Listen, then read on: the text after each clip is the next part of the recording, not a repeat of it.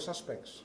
These are the people in the CCTV with the names attached to their persons when that happened, because they identified themselves at that time. So the good thing here is that they've already said everything prior to lawyering up. So it's a good thing that we already have their statements clearly said before, prior to everything else. Sir, clarification lang. Saan po ipapile ang kaso? Sa DOJ o sa korte na po? DOJ muna, syempre. DOJ. Yes, it has to be evaluated by the panel. Kasi iba yung nag-build up niyan, iba yung mag-evaluate. Then it will be filed in court after Mr. Teves is allowed to answer, if he will answer. Because he's not in the country here. I doubt if he will even be here to swear by his statements. So he's not going home within the next 2 weeks. Will be critical to the filing of the case within the next 2 weeks. If he doesn't go home, we will pursue. We will immediately file a case against him. So dadaan pa rin po siya sa normal procedure ng preliminary? Yes, of course. We will still give him a chance, give him a notice in absentia. That's all we can do. And how many?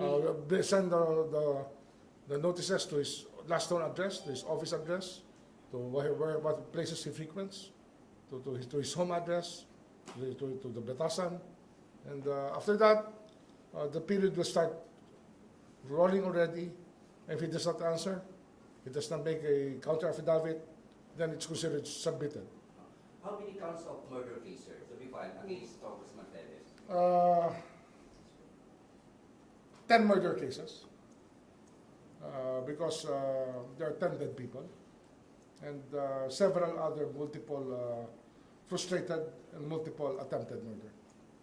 Sir, na-mention nyo kanina there's money involved in providing counsel. Lawyers are expensive. We know that. So saan po, are we able to trace kung saan po nanggaling yung funding? We can trace it. I think we can trace it, but it's not important now for us to say who's paying for what and how much. But the important thing is, we know that the winds will shift, or their stories will become different after they've lawyered up, because some people are,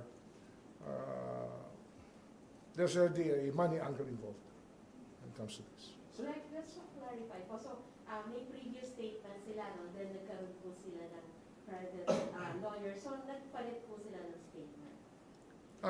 Some of them have refused to speak already, and they have not issued another statement. And we suspect that they will be changing their statements later on. And they will make a recantation of sorts. But we're not afraid of that, because everything was clearly given and said in front of counsel and in front of other people, witnesses. Kung may recantation, sir, na-invalidate yung earlier statement nila? No, there are no recantations yet. But we expect that to happen. It's a tactic that is employed by people who want to destroy their previous statements, citing several excuses. But we expect people we expect these statements to hold out. Sir, yung mga debrief ng ISAP on them, pwede ba siyang supplant dun sa, as na ito yung previous statements nila, considering na it was given to another party? They underwent ISAP debriefing shortly after they were detained in I don't know. You might know better than me. I don't know about the ISAP debriefing. Pero sir, kung saan pwede ba yun? All of those are useful. No? The military intelligence that comes in will be more useful when the terrorism cases are filed. Because there, the evidences may still be also accepted when it comes to terrorism cases.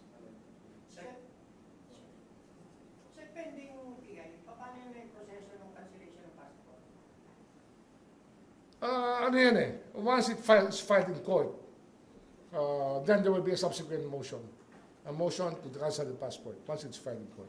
Only the court can actually cancel the passport by order. Although it's theoretically possible for the executive to cancel a passport, it's best left to the courts, because we're talking about a constitutional right that may be questioned, that people may want to protect that way. So let's leave it to the courts. Sir, yung 3 passports, sir? 2 passports. Diplomatic and regular. Yeah. Sir, doon sa Dilima, fatal yung recantation ni Ramos. How does this, are you The Dilima case is not a perfect case. I do not want to dwell too much on it. I do not want to be a spoiled sport. I do not want to criticize the judge. But jurisprudence is replete with statements that recantations are not looked upon with favor by the courts. This is an exception to the general rule. What happened to the Dilima case, where this was given a lot of weight by the court, and I have no other comment about that. Sir, what about the recantation of Ramos? Possible ba doon siya sa perjury? Possible, theoretically possible. Possible. Yes. And the DOJ will file a complaint against him? There has to be an interested party for us to file it, or maybe we will ask the prosecutors involved if they feel that like doing it. But we are not encouraging anything. It's maybe the prosecutors who are directly involved in the cases, in the case build-up, might want to talk to us about filing another case on that count.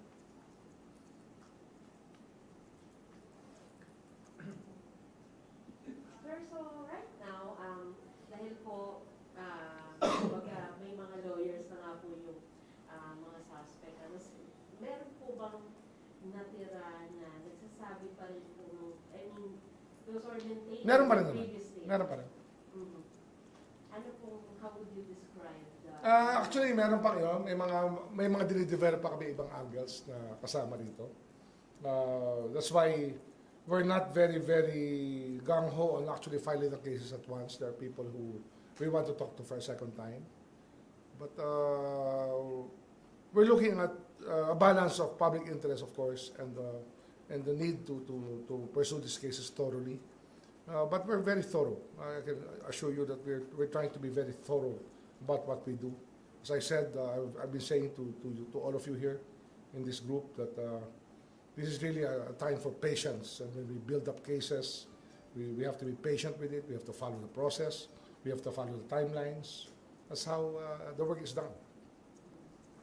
Sir, may ibang angle yung dinidevelop other suspects? Meron pa kasing ibang mga legal theories na kami natapos pa, especially with the terrorism cases that we intend to file.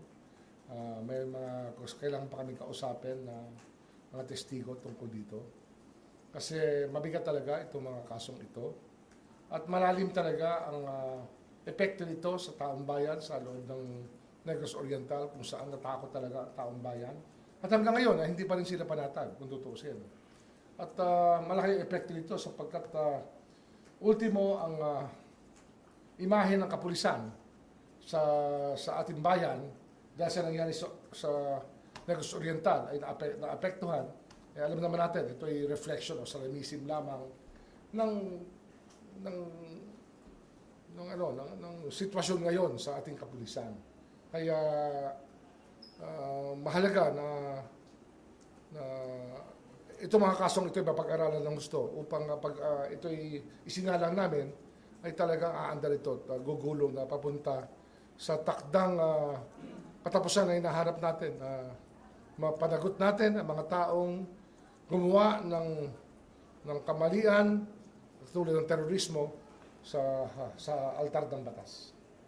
Sir, nag-lapse na po yung 5 araw ni Perez sa Timor-Leste. Saan ang isang Malamang yan, somewhere in the ASEAN, kasi may visa-free entry pa naman ang lahat ng ASEAN passport holders sa loob ng ASEAN. Alam ko meron pa siyang visa papuntang Amerika at Korea. Hindi ko alam kung meron pa siyang ibang naispuntahan na mga lugar habang lahat ito ay nangyayari. Sir, do we have information on appeal sa kanyang motion na denial? Alam mo yan, wala tayong inaasahan na magbabago dyan. Ang alam natin dyan, napag-alamanan nila ang katotohanan dyan. Lahat naman yan ay kanilang pinag-aralan bago nila inilabas ang kanilang pagtanggi sa kanyang hinaing o sa kanyang pakiusap na bigyan siya ng proteksyon ng bansang Timor-Leste.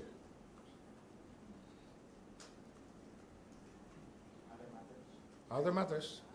Sir, comment lang sir sa yung sa Malaysia. Last month, the Malaysian government has declared Pinag-aaralan namin yan, no? Kasi parang meron rin siyang kinalaman sa claims ng Sultan of Sulu. Yes, sir. Kaya we're under wraps, we're thoroughly studying the case of Mr. Kiram. Kasi yan po ang umabot sa akin lamesa nung tinanong ko yung mga kinauukulan tungkol sa kaso nito. So the position of the government is support the Sultan sa family or private or mahalaga lang yan na alam natin ang nangyayari kasi ang bansa natin ay apektado ng mga pangyayaring yan. Kaya pagdating sa Kiram case, sa kanyang terrorism na siya designated naman ng Malaysian government, yan naman ay panoorin muna natin at alamin natin kung saan nagagaling lahat ng mga sinasabi. Pero ayan, kinalaman yan talaga sa kaso, sa isang legal na, it has something to do with the legal incident involving the heirs of the Sultan of Sulu. Sir, dun sa Dilima case, you made a statement this weekend Mm. that an acquittal doesn't necessarily mean walang kasalanan. Yes, of course. That's normal. That holds true for all cases in the country. Acquittals are a triumph of the rule of law because, as we say, when there is reasonable doubt as to the guilt of the accused, the courts are constrained to rule in favor of the doubt because nobody should be convicted when there is a doubt as to the guilt of the accused. So it doesn't mean, Sec, that you personally believe na may kasalanan si Sec. I do not have enough information. I didn't witness the statements made, but I saw the records of the cases, and I would say that it was a well-fought legal battle that happened there. so nakasira ba sa momentum ng government sa one remaining case, yung recent setback na to? Well, I still have to ask the prosecutors about it. I haven't had time to talk to them. We are handling a lot of cases here, and I will make an effort to talk to the prosecutors who were involved. What's in store for the last case? I will try to study the case folios so I would know, at least personally, how everything will be affected. Wala na. Okay. Sec, yung ongoing, by filing ng human trafficking Yes. against those recruiters Yes, na yes. na-rescue sa Myanmar. At the same time, there's also a preliminary investigation doon sa na-rescue sa Pampanga. Yes. So, anong status ng cases, Sec? Or at least ako? Well, ano yan, those things have to be processed properly. Alam nyo naman, the DOJ is in charge of human trafficking. We are part of the effort. And we hope that the people who perpetrated this crime will be made to account for it. And we have people in custody anyway. That's why it's important that cases are filed properly. Maybe no, Sec, kung ilan na yung sinampahan ng reklamo, at least dito sa Pampanga. And Ang alam ko, 12 pa rin, no? Meron pa ba iba? 12. 12. Sir, baka gusto nyo lang mag-react. Do you have any information kung sino mabagong papasok sa akin ng Presidente? Wala po. No talk about that, and I'm not the right person to ask about that. Ba't meron ba kayong chismis? Marites, ha? Baka meron na kayong information. Ha? Baka meron na. Mamaya off ka, mag-chismisan tayo. Sir, what about the bonus of the DOJ employee na natanggap na nila? Major bonus. Bukas, sir. Bukas. Ano? Bukas daw, sir. Bukas pa natanggap? Because, okay, not me, ha? Magpapamerienda si Ate. Oh. Okay lang? Oh. Okay, sir. Sasabihin mo po kayo, sir. Ano yan, binubuo lang talaga kasi nga, pinaliwanag ko sa inyo kanina, na nababago lahat yan. Pero yung mga statements naman, kailangan i-consider. Normally yan, pwede mo kausapin pa yung tao eh. Kaya hindi mo na makausap. So, hanapin mo na sa statements nila. Di ba?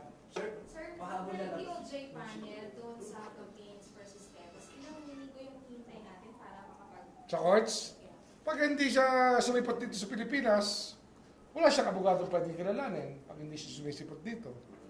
Oo. Pag na-serve na yung subpoena, bibigyan ilang araw, pag hindi sumagot, kung sino submitted, gano'n na lang yun. So, 10 buwan pa. So paano pa rin mga asset freeze niya until ang lahat? Tuloy ba yun kahit na binantay sa Pagkatapos na yung pagkatapos ng designation.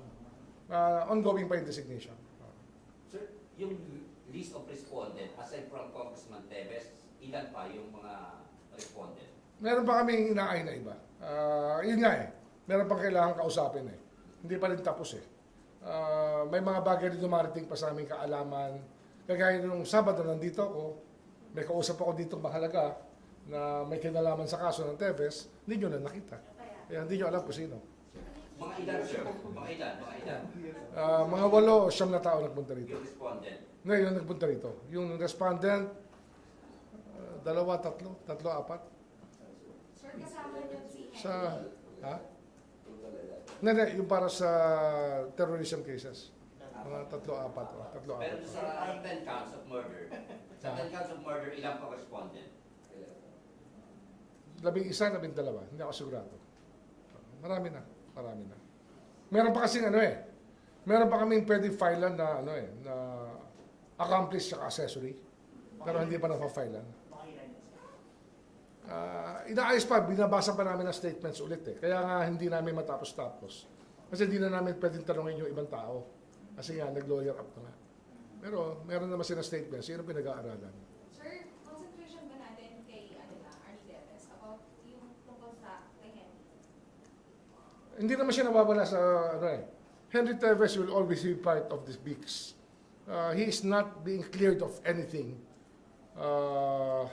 Although he's not yet accused. He has not yet been accused of anything, but he's not cleared of anything. Questions are still being asked about that. Pero last time, sir, sorry, last time ang nag-usap kayo, sir, with Mr. Fortune and Henry, did he disavow any involvement? Na? That's the tendency usually of people who face you to disavow. But of course, you have to read from the other actions if there are really other indications of what they did. Babasahin mo yung ibang galaw nila at yung ibang sinabi nila at yung ibang mga kausap nila para malaman mo talaga kung ano ang storya. Kasi hindi naman sa isang tao lang isang bibig lang manggagaling yan eh. Marami tayong ibang kakausapin pa. Hindi pa nga kami tapos eh. Ako personally, may 3, 4 tao akong gustong kausapin tungkol sa nangyari. Na dapat tanungin upang maging malinaw yung partisipasyon ng ibang tao pa. Kasi elaborate criminal conspiracy ito eh. No, it's a elaborate criminal activity that you're talking about. Hindi naman to ganun kasimple, di ba? Ang daming perang involved dito. Tapos yung mga character pa na kasama, syempre. Chef, yung statement ni Kibot, tatayo ba yun? O may bigat pa yung salisay? Nino? Kibot? Yung nagtuturo kay Senator Brown. Yung lumutang sa NBI na witness. Talin lang yun eh. Talaga na basura, tingin ko. Kaya walang bigat yung... Ako nakikita. No? Ang NBI, yun ang sabi sa akin ng ilang tiga-NBI, parang hindi naman pwede asahan yan. Kasi nga, yung abogado nagdala sa kanya mismo, ayaw naman nilang panindigan at tayuan yung sinasabi. At ayaw nga din na magpakilala pa, parang natatakot pa silang ma-identify na kasama no, pero sinamahan nila. Kaya malamang may karga na kwarta yung mga abogadong kasama. Yun lang yun, di ba? Ganoon naman eh. Ang tawag dyan, hito tactics. They're trying to muddy up the waters para hindi makita yung katotohanan. They're trying to cover their tracks. Hito tactics ang tawag doon ng ating mga kapatid sa media. Si Alvin Capino's favorite term before. Dalit Alvin Capino. Sir, yung 3 to 40 bills is only with respect to terrorism. Sila yung tinitingnan yung sasambahan. Tama. Terrorism, but probably some of it might be in regard to the other cases. Kasi ang daming cases na involved dito. Hindi lang naman murder, hindi lang naman terrorism, merong illegal possession of firearms and explosives. Marami ba involved dito eh. So, we're looking at it completely, the universe of it. Ano to eh? Elaborate to nga. It's a very elaborate criminal setup that you can see here. Unless, of course, you're the defense counsel, then you will start pointing fingers at us. But we have nothing to gain here but to try to stabilize our country, and to try to make people account to the rule of law. Yun lang po yung nais mangyari ng Department of Justice. Okay? Thank you. Thank you, sir. Hanggang ano siguro to, hanggang mainit pa, dito muna tayo. Hanggang hapon.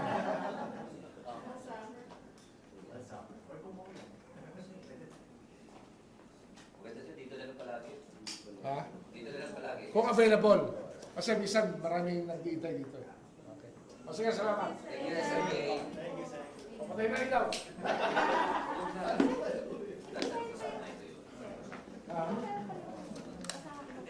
Pero, Sandra, ba't ikaw ang nakajoot ngayon dito? Ano, kalito lang si Samson. Ha? Isa din ha?